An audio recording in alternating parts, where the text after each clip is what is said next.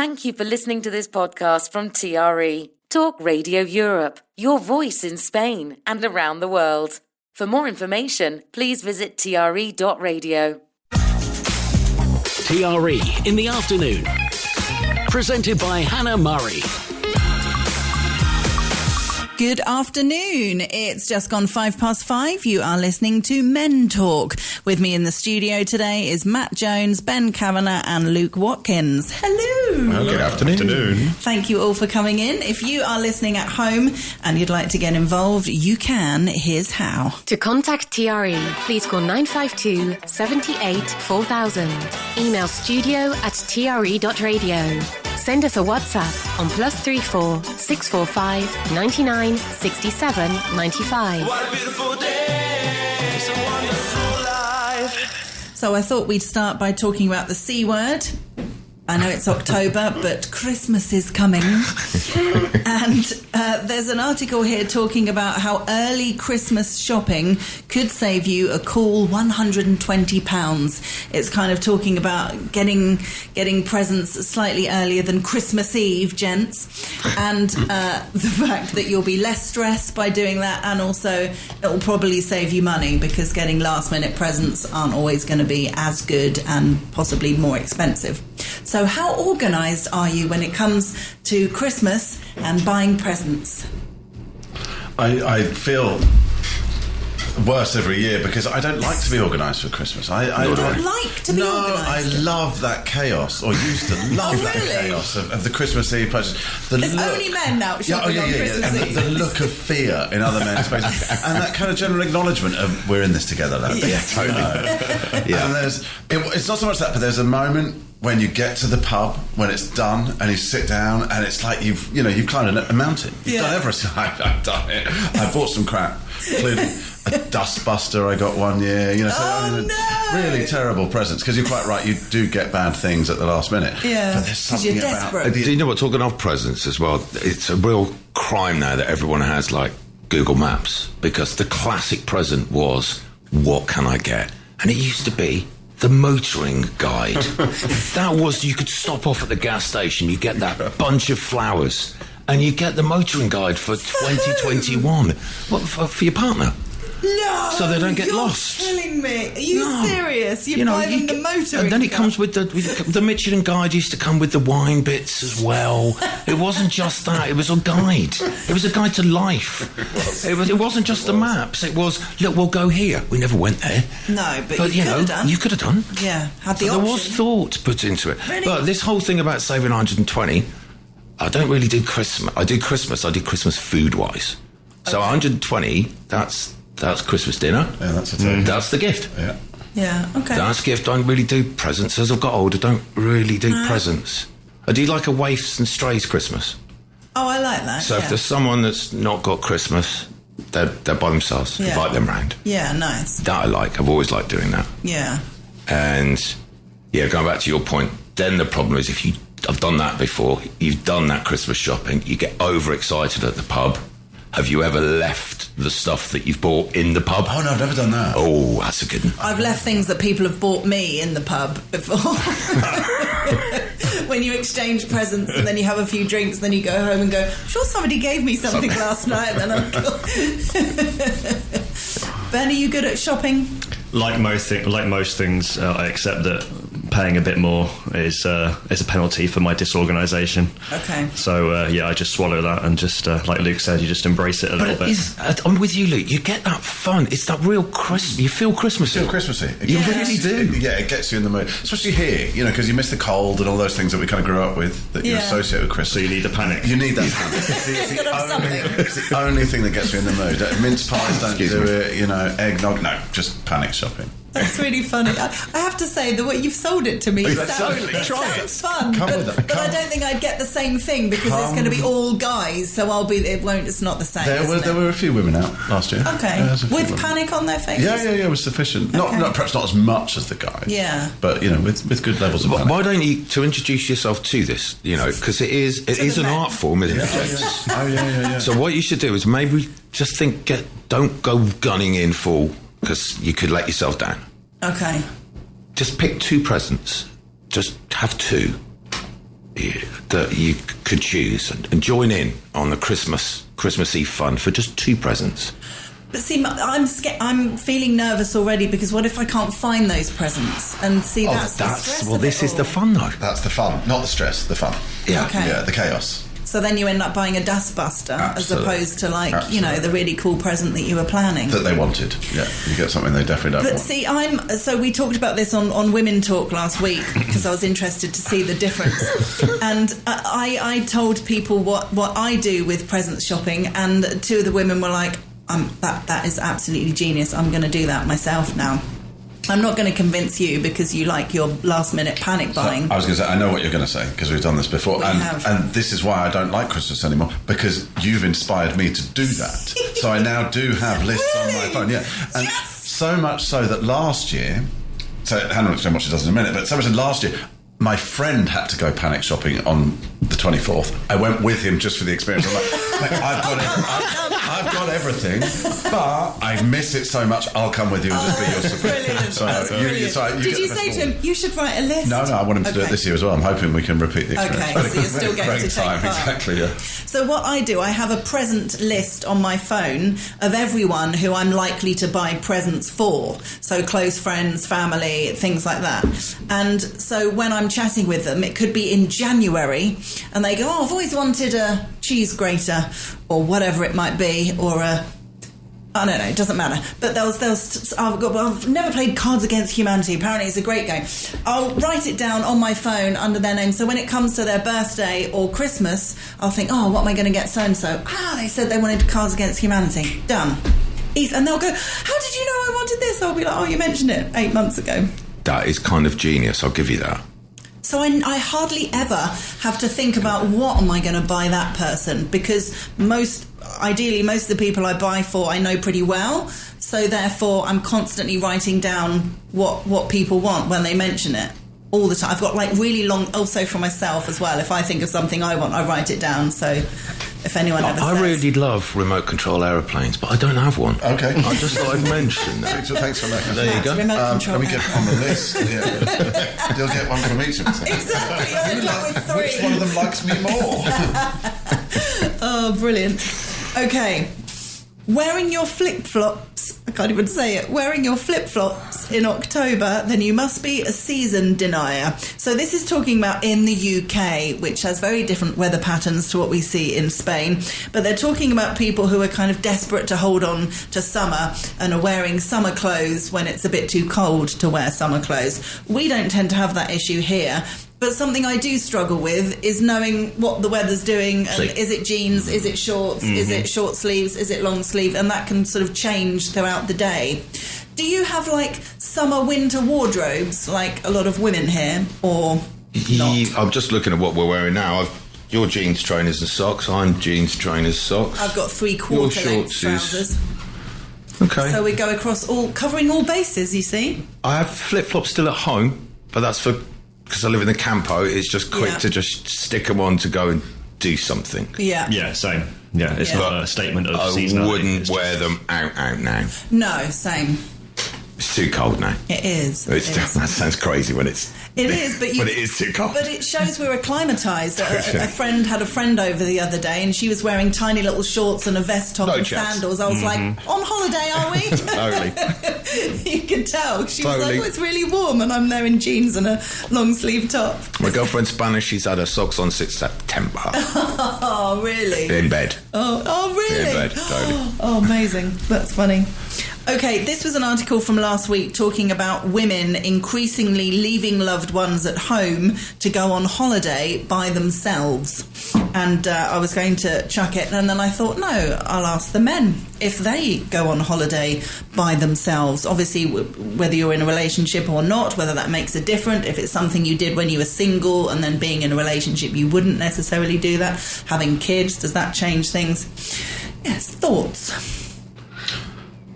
I've never been on holiday by myself. I haven't either, actually. I'd quite like to, though. Now that you've voiced it. Yeah. I mean, Don't tell her it was my idea. Don't mention it on the radio. But, I will do it as research for the show and let you know how I get on. yeah, totally. Just go through it. Yeah. And Where would you go? Anywhere, really. It doesn't matter. Just away. I mean, I moved here by myself. There you that go. counts. That's quite a big deal, yeah. But I suppose you could say at first it's a holiday for those first couple of weeks And you're still as on you it. settle in. But then you realise, my goodness gracious me, what have I done? Yeah. But no, it just never crossed my mind to actually go anywhere by myself, I don't think. Ben, have you? When you do it, you don't go back. Oh, so you have done it? I'm a much better solo traveller. I'm terrible with people. Yeah, I just, it's terrible. But I just feel like this dead weight with me. I just want to just go.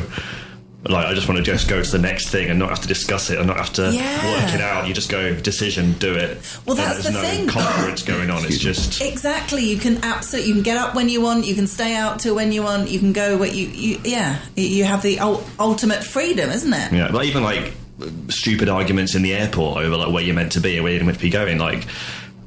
It just doesn't happen. You just go, I'm doing that. If it's wrong, it's wrong. If it's right, it's right. And if I'm late, I'm early. And do you never think, I wish I was sharing this with someone?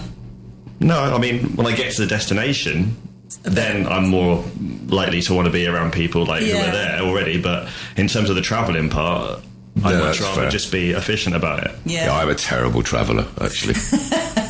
Totally. Don't take him with you. Yeah.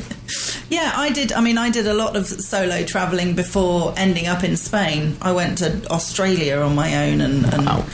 yeah, loads of places, to Greece and Holland, and done a lot of solo travelling. But I'm definitely a people person, so I'd travel on my own, but then I'd be very excited to meet and hang out with other people. It wasn't like I wanted to be on my own all the time.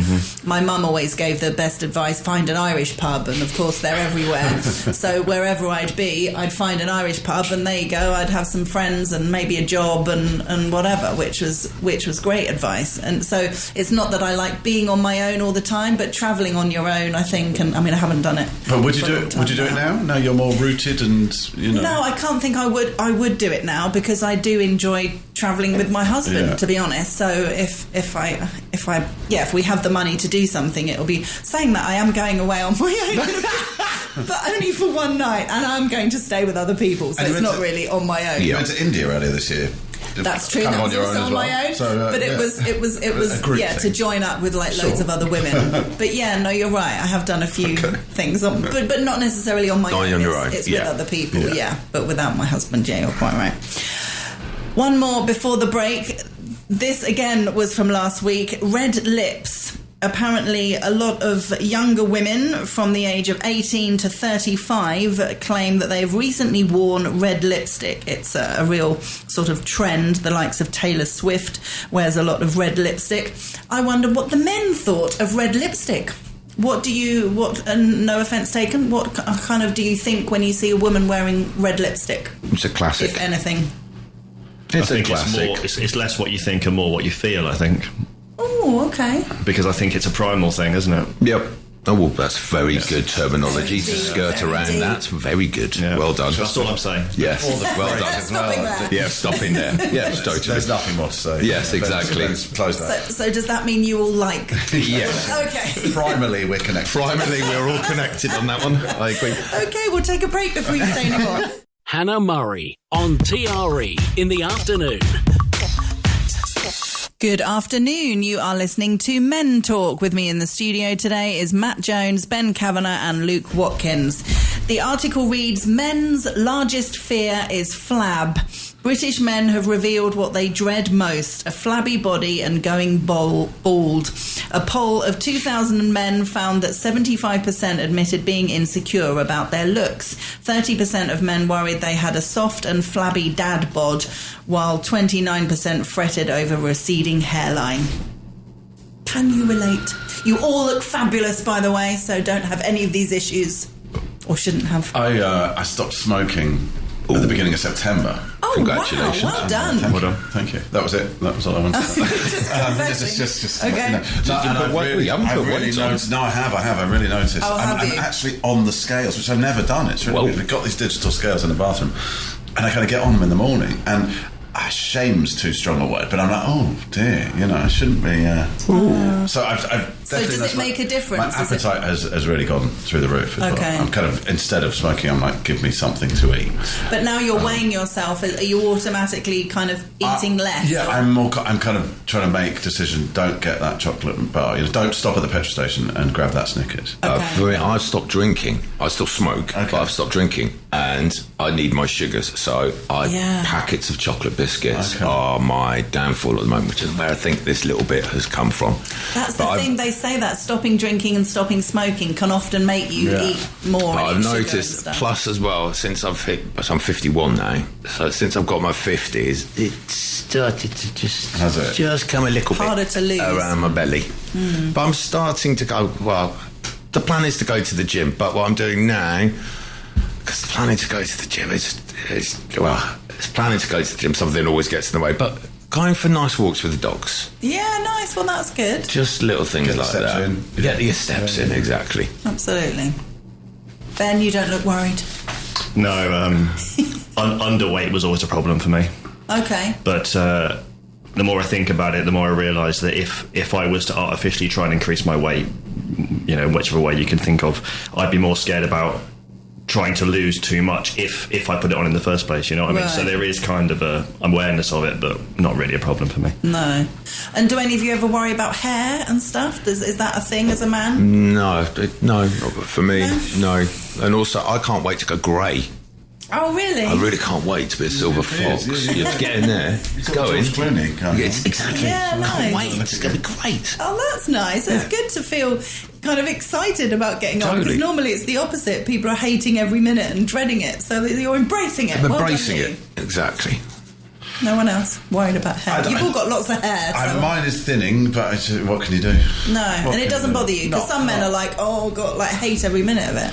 No, not really. If I really think about it, I guess it does, but I don't give it that much thought. No. I think hair loss and grey is kind of one of those things that the person it's happening to worries a hell of a lot more about it than anybody else would even notice. Like it's no one even gives you a second glance, really. No, absolutely. You look the way you look, don't you? Yeah, totally. Yeah. Oh, good for you. Women could learn a lot from you all. That's right. This one is talking about friendship, saying men and women meet their best friend for life in their late teens, but shed most of their chums at different stages. Men start losing friends from their support group from their mid-20s, with the circle of people they rely on dramatically reducing. But women hang on to their closest confidants well into their late 40s and only start to lose them when grandchildren come along.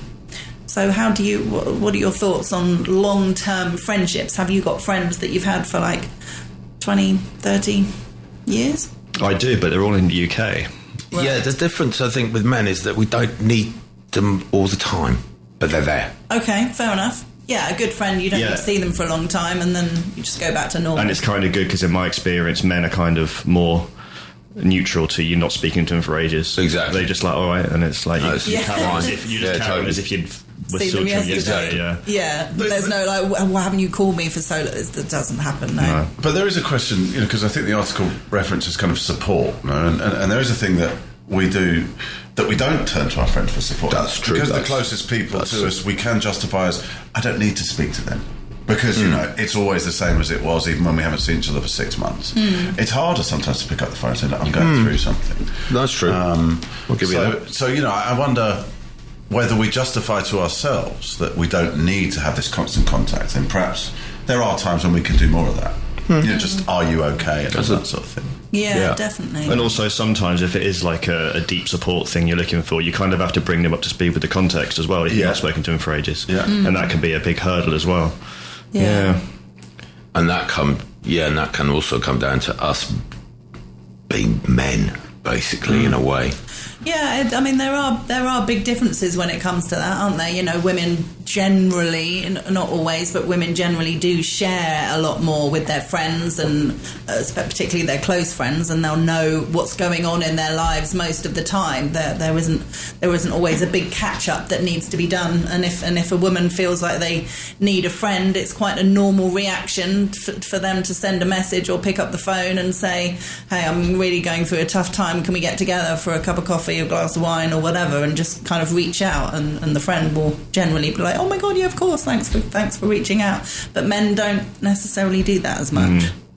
Which is a shame. Maybe we can leave the show today and all learn a little something. I've learned things from you, so there we go. We better take another break. Hannah Murray, TRE in the afternoon. Good afternoon. You are listening to Men Talk. With me in the studio today is Matt Jones, Ben Kavanagh and Luke Watkins. Holding the door open for strangers and using a knife and fork correctly may have been dismissed as outdated by a generation raised on TikTok. But a new study has found many young Britons still value old-fashioned manners ahead of other qualities they seek in a partner, including good looks. Manners. How do you feel about manners? Were you taught manners when you were growing up? Yes. Yeah. Mm-hmm. Yeah? Yeah. And would you sort of look for that in a partner if you kind of met someone? I know they're talking more about gentlemen and holding the door and things like that, but if you met someone that was kind of eating weird with a knife and fork, would that put you off? I find it really difficult if anyone we're with is eating with a knife and fork. You know, Yeah. it's just not, I mean, difficult is perhaps the wrong word, but just like, oh God, it makes me shudder a bit. You know? Yeah. So the thought that I might find someone and then spend my life with them who did that is just absolute no-no. Yeah, how long would that fester? How long would the crack? Yeah, exactly. Yeah. You'd think, oh yeah, but they're still cute, and then a week later, no, they're not. I mean, they'd have to be really gorgeous to get to. Oh, you've already Or told wear red yourself it's lipstick. fine. I'm wearing it Or up. red lipstick. Red lipstick, yeah. You let it slide. I think we mentioned something along these lines once before on this show, and I think I said, I don't mind if people do it wrong, but they have to show that there's an awareness that they're doing it wrong. So as long as Interesting, they have yeah. respect for the tradition and respect for it, even if it's not for them, showing some kind of awareness of the fact that they're doing it wrong. And when we're saying manners as well, we're not talking about you sat at a really posh table making sure you're using all your knives and forks correctly, which is manners as well. Well, that's important. Yes, that is important as well. That's how I Exactly. feel every night. But we're talking about, you know, just day-to-day manners as well. That is so very important. But, you know, those kind of manners with the table, some people haven't been taught that. That's fair enough. Yeah. That's fair enough. But day-to-day manners is common sense. Yeah. What about things? Have you ever had it thrown back in your face when you've held the door open for someone or stood up for someone else to sit down? Well, Have you ever had a there's- bad experience? Yes, if you remember, I brought this up before. Yeah. I was on a train, if you remember, and a lady walked on, a young woman, mid-20s, I'm going back 20 years ago now, I was on a train. She was carrying on two very heavy suitcases. I got up to help her, and she literally ripped me a new one. So do you think I'm a pathetic woman and I can't do this myself? And it absolutely knocked the wind out of my sails completely. This was pre-Me Too as well, so you were... Yeah, she was totally. very I mean, ahead of her. literally, She was ahead of her She was time. way ahead of her time, 20 odd years ago, and it really, yeah. And did it make you do it less? For a while it did, yes. Okay. For a while it did, yes. Yeah, it's awful that. I think it's really sad. I remember I've been in a similar situation actually. Sometimes when you're going on the London Underground, if you're going like in some kind of metro and you've got a suitcase, you never realise or think how many stairs you might have to navigate, and often you've got to drag the thing up flights of stairs and it can be a nightmare. And every so often in that situation, a man has said, "Oh, do you want a hand?" And I'm like, "Oh, thank you so much. Yes, Exactly. please. That's really kind of you. Thank you so much." Because it's hard work. Yeah. I don't get why anyone would have the... If you don't want the help and you're perfectly fine with it, then just say no, thanks. thank you. I'm fine. Yeah. When we were on holiday recently, we did this tour, and there were two older women on the tour. And they weren't particularly steady on their feet. They were sort of facing forward a lot and... that was sort of hunched over kind of thing. And we were walking down a flight of stairs, and one of the women had her hand on the banister on the left-hand side, and she seemed a bit unsteady. And I said, "Are you okay? Do you want my arm?" And she said, "No, thank you. I'm fine, thank you." I said, "Okay, no problem." And that's fine. That's fine. I really hope she wasn't offended. I was, just being kind, but she said she was okay, so no issue. Exactly. You know, I don't get why there should be an issue either way. Yeah. I mean, there's a lot of things about manners that are just kindness, like you're saying, but going back to trains and underground, I can't get my head around people that don't understand you've got to let people off before you get on the train. Things that are just useful for cooperation and to coordinate between strangers, little things like that annoys me, because I think that's just going to make society crumble. Okay. Yeah. Another one, box junctions in Spain when you're driving. Don't get me started. That's another one. That's manners. Manners in driving make roads work better. Yeah. If you block a junction, no one can move. No. And what really annoys me, and it happened to me a couple of days ago, this guy behind is beeping me because I'm being kind to let someone know. And if I'd blocked that junction, that would have slowed everyone else up. Yeah. Manners maketh the man. Done. Yeah, absolutely. This is one that you might have to think back for a while or think forward, perhaps, however you want to do it. The idea of dating. It's a question every would-be lover wrestles with these days after enjoying a first date. How soon afterwards should I text? Scientists have discovered the answer. They should wait until the following morning. Researchers found that men who messaged immediately after meeting were judged by women to be too needy, and those who left it a couple of days was seen as indifferent and unreliable. But guys who got in touch the morning after were more likely to be viewed as potential relationship material. Can you remember or imagine what you would do if you were ever in this situation? I think I would check to see if they got home safely. Ah, nice. See, I think that would be Nice. awful Good manners as well. if a woman was offended by And that. also reading through that article, it was done between American and UK men. I would love to know the difference in the statistics between UK and men. Yeah. And UK and British males. Be interesting to know. I remember when I was dating and I used to hate the game playing. Yeah. I think if you've had a nice time with someone and they message you an hour later and say, had a really great time tonight, it was really nice to meet you, I hope we can do it again soon, I'd be like, oh yay, I wouldn't think, oh, he's a bit keen. Yeah, totally. I mean, for goodness sake. Well, that's the TikTok Just generation, say- isn't it now, I guess? Yeah, I just think people should say how they feel. And equally, waiting 2 or 3 days, definitely, I'd think, oh, well, he's obviously not interested Totally. then. The next morning is fine, but I think if it's the same night, I mean, I suppose if it was really over the top, oh my God, you're amazing, you're the nicest person I've ever met, then yeah, a little bit. Yeah, much. right, but, creep. But just hope you got home okay. It was Totally. really nice to meet you. I hope we can do it again or something. But that's I think it's but lovely. that's just manners. That's if friends come round my house. Yeah. Just checking you know, let me know when you're home That's safe. true. Home, dunk. It's because you live in the camp. Totally, that's very true. Totally. It makes Yep. a huge difference. Don't want to find them in a ditch at the end of the road. Oh dear. Okay, this is an interesting one, also about dating. When Del Boy told a dating agency, you can tell the lucky lady she's guaranteed a steak dinner, he was onto something. Men really do opt for masculine food to impress a date. They go for expensive red meat, big portions and high-calorie dishes, while women choose less costly salads and other healthy food. No, I don't. I don't think I don't think that's true. I Who don't did they think use that that's as a true. sample? It's a wonderful stereotype. I mean, I like it. I like it a lot. I hope it is true. Please, but it does sound ridiculous. It really is. It's great, though. I mean, That sounds like the survey was done when they were filming Only Fools and Horses. Let's face it. Yeah, You're expecting Del Boy to fall over in the bar. yeah. I mean, I'd sort of be led by the other person, I suppose. And if they were ordering steak, I'd order steak. I definitely wouldn't order a salad if they were ordering steak. If they said, oh, should we just have something light? Then we could both have a salad and that would be okay. Do you know what I mean? I'd sort of want to be on the same, and that goes for friends as well, not just a partner. I'd sort of want to be on the same sort of eating level as the person I'm eating with. If they were ordering a salad, I definitely wouldn't order a steak because I feel like that seems a bit akin weird. to the previous topic, isn't it? It's just a question of just do what feels right. Don't manufacture it. Don't artifice it. Like, just I can't imagine being hungry and starving and being on a date and thinking, oh, I better have a Caesar salad. No. like the inner monologues on Sex and the City. It's not exactly. reality. No, definitely It's not. back to the primal thing. There's women have red lipstick, man eats steak. Yeah, exactly. Man check, see woman home.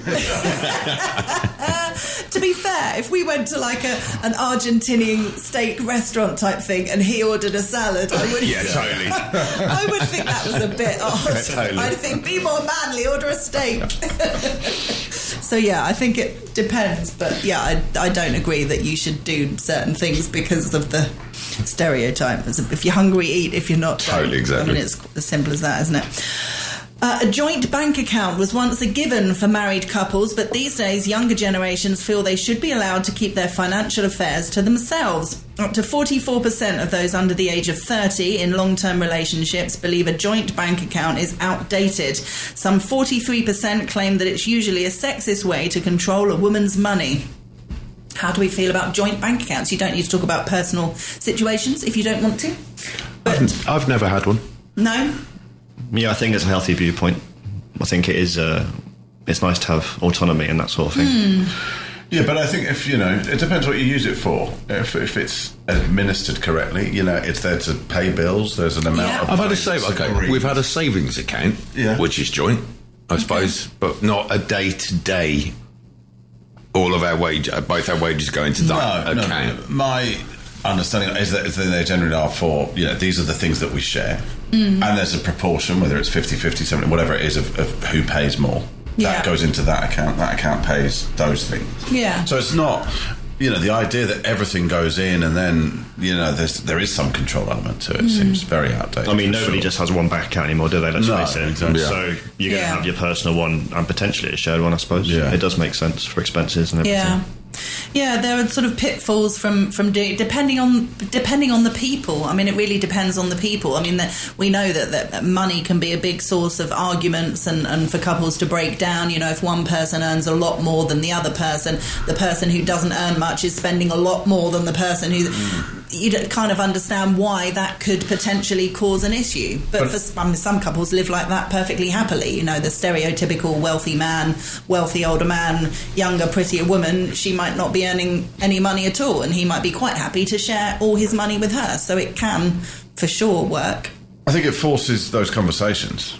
If you're going to say, let's have a joint bank account, then there's a conversation about what are we putting into it? Yeah. And what are we using it for? Which then does hopefully give a bit more financial clarity to people. And you said takes away those arguments. Yeah. Well, I bought this last week and I bought that. It's kind of, it's shared anyway. Yeah. So as long as it's all understood. Yeah. I tried it once, not with my husband now, with a different relationship, and it was awkward. Because listen, for all the good things I'm saying about them, I don't have one. So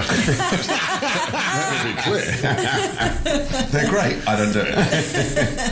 And things can get complicated as well. Yeah, can't exactly. they? With the money going down, one person could be like, "Well, how come? Where's all the money gone?" And you have to kind of justify. And the permanence of the relationship as well. Yeah, because that could be an awful web to untangle if it all comes to a head. Yeah, absolutely. But I think, just to visit, my idea would be that you've got the rent, the Endesa bill, the phone, but that's what goes in every month. Yeah. So it basically becomes a zero balance at the end of the month, and it's topped up enough. So it would never be a permanent thing because it's not like everything's going in there, or even being spent on things it shouldn't be. In my mind, it's an account that direct debits just come out of, and those get covered. Yeah, fair enough. That's my financial advice. And you can call me later for anything on pensions. Thank you very much.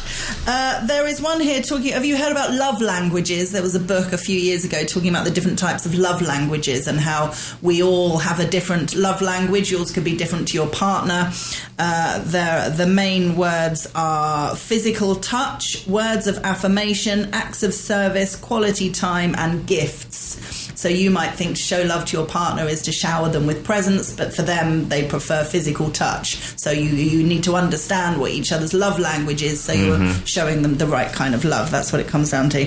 But someone has invented a whole load more for us to deal with. Brilliant. Good. Fantastic. I feel like we've exhausted it. I'm so done with physical touch. Give me something new. Yes, you just want a present. I just need something new. Yeah, so this is like Christmas Eve, isn't it? Oh God. Okay, so let's see if this means anything. Encouragement of individual pursuits, like going away on holiday on your own. Off you go. Accountability and compromise. Well, I mean, that should be kind of That's standard. a relationship, though, isn't it? Yeah, exactly. That's not a love it's language. literally if you haven't got that, good luck. Disclosure. Well, that's like honesty, isn't it? Yeah. I suppose, which should be there as well. Social network integration. What? Well, that's an interesting one. It's like your friends and my friends. mixing? I don't know. Or is it to do with the smartphone? Encouraging you to go on TikTok. You don't go on TikTok. You've got to go on TikTok. Yeah, exactly. So I do know people or from the past who, one of them was on social media, the other one wasn't, and was like, I just don't like social media, I don't want to be on social media. So they could never, but they didn't want their photos on social media, so they could never put photos up with them on, which was a really sort of strange. Difficult. Are we talking about shared Facebook accounts? No, just like communicating with each other via social media and like tagging each other in pictures and all that kind of stuff. Oh, it's a weird one. Support in difficult times. What? I mean, how is that not standard? This? It's stupid, isn't it? Pampering. Well, yeah, that's... Yeah. If standards become so low. Well, pampering's running a bath for someone, isn't it? Yeah, I guess. That's all part of a relationship. Exactly. No, that's Someone's just taken a relationship and just labelled it with different... What's the next one? Eye contact. Yes. Saying please and thank Foot rubs. Yeah, we should write our own list. Totally. Ours would be much better.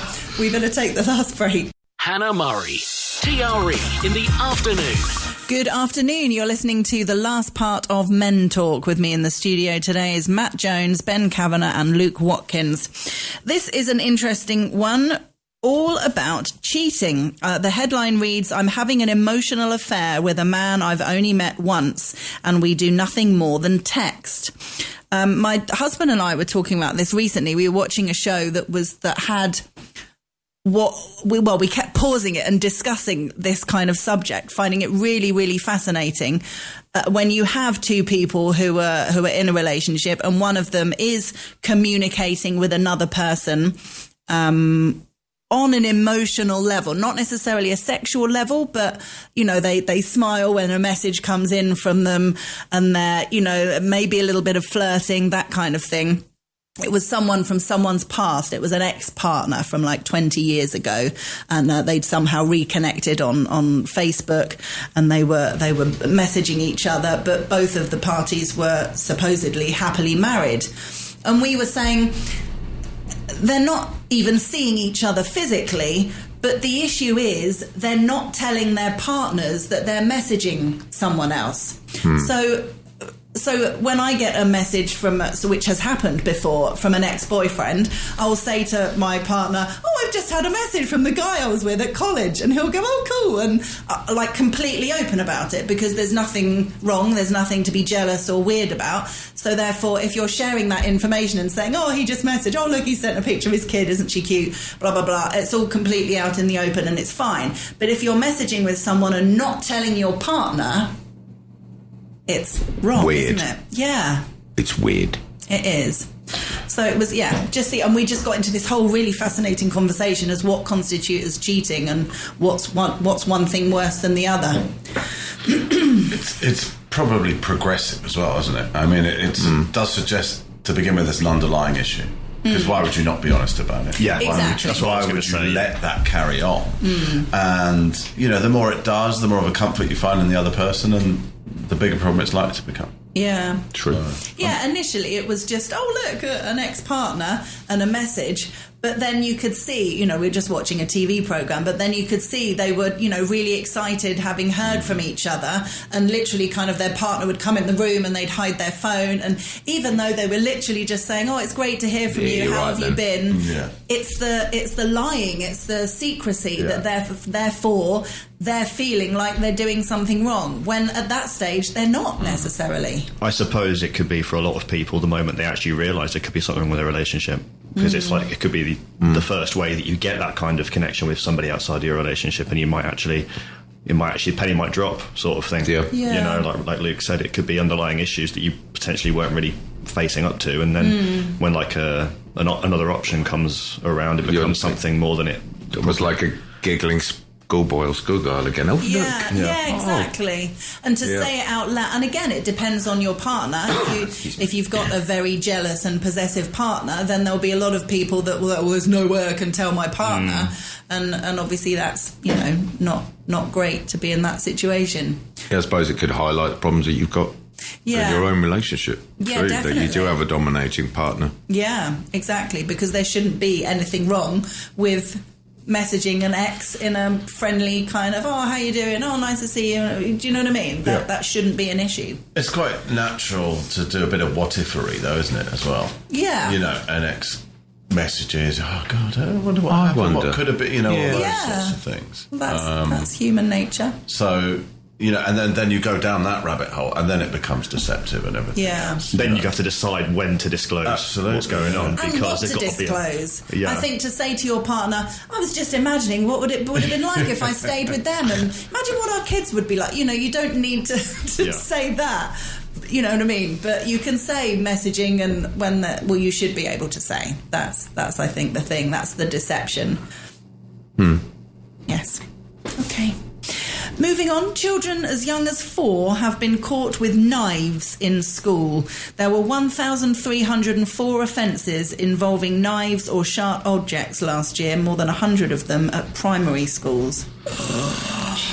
That's scary, isn't it? Not in Spain. No, not in Spain. No, thankfully. Thankfully. Yet. Oh, don't. Well, let's hope so. Yeah. I mean, right, do we...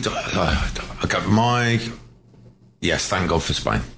Yeah. My girlfriend's a teacher at a secondary school. Mm-hmm. And there's kids from 11 to the age of 18. How do I put this? Thankfully, hopefully, it's still so innocent here in Spain.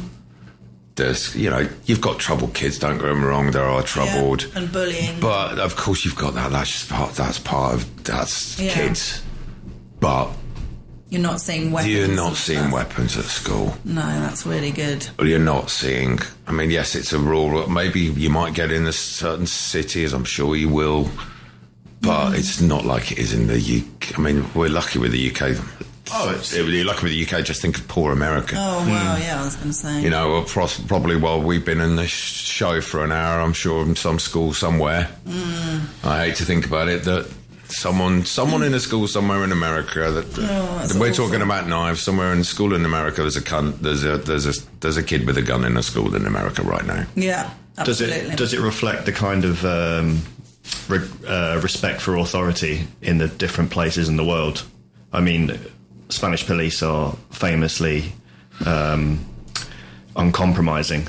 In matters. And they're walking around with guns in a way we don't see in the UK. Whereas the UK is very famous for having soft police and all this sort of stuff.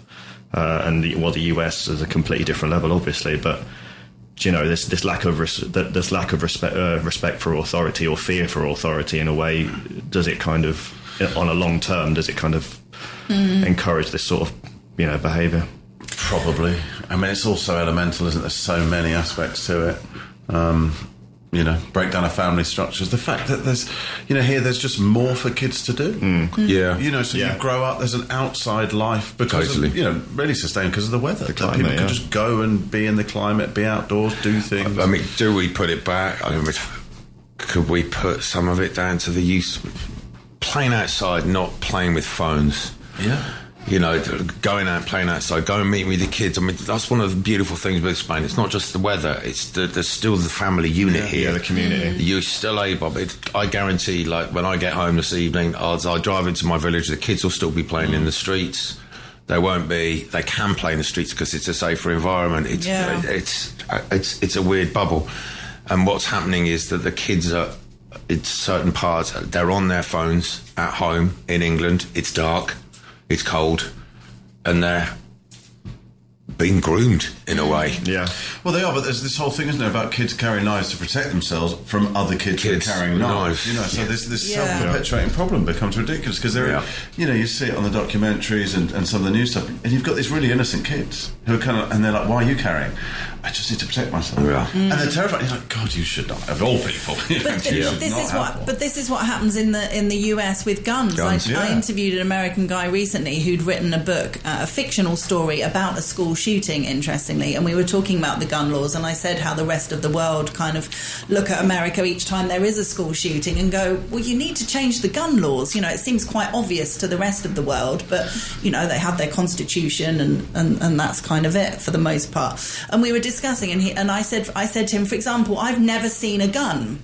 I said, I have friends who live in the countryside and have rifles and they go clay pigeon shooting, things like that. But other than that, I've never physically seen a gun. And he was really surprised. And I said, that's because most people don't have guns. And he said, well, you know, yeah, in America, and he said, obviously, and he said it like it was such a natural thing. He said, obviously, we have guns, you know, to protect ourselves in the home. And I said, well, you say it like it's obvious. We don't have that in Europe. We don't have guns to protect ourselves. Most people don't have anything but they might have a baseball bat under their bed. Other than that, it's kitchen knives that we'll all have in our kitchens. People don't have weapons in their house. And he was like, oh, yeah, good point. And it was really like the penny dropped. It was such an obvious thing for what they do. And I'm like, well, it's not obvious to us. It's not a standard thing to have guns to protect yourself and your family if someone comes into your house. Well, no, we don't. No. It's escalation, isn't it? Yeah. It's escalation. It's the one person. It's like a domino effect. You start that ball rolling, and then it just spreads.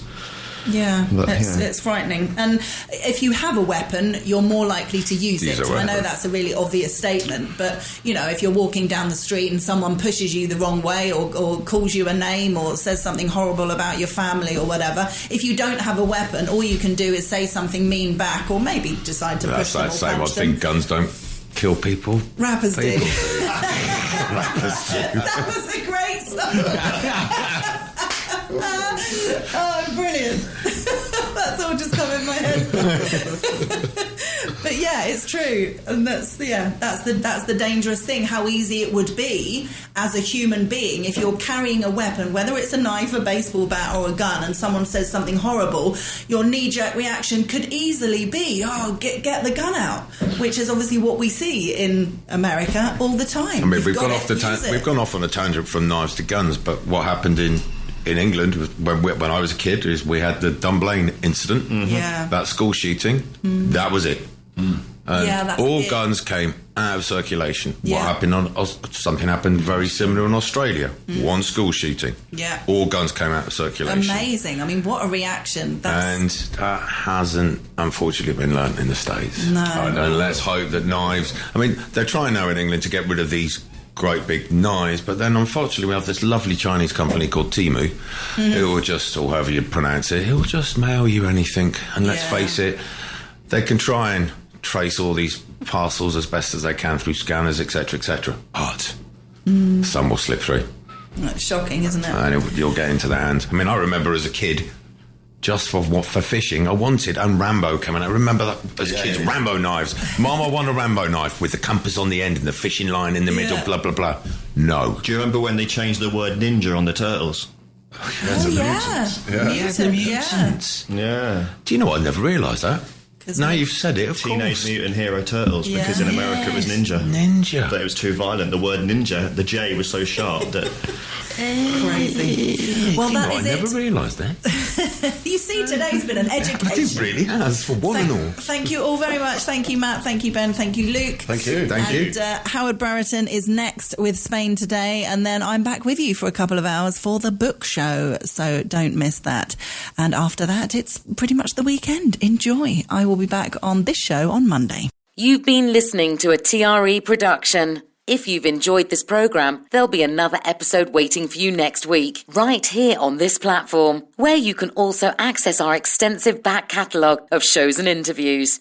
For more information on our live programming, social media channels and apps, and how to contact Talk Radio Europe, please visit tre.radio.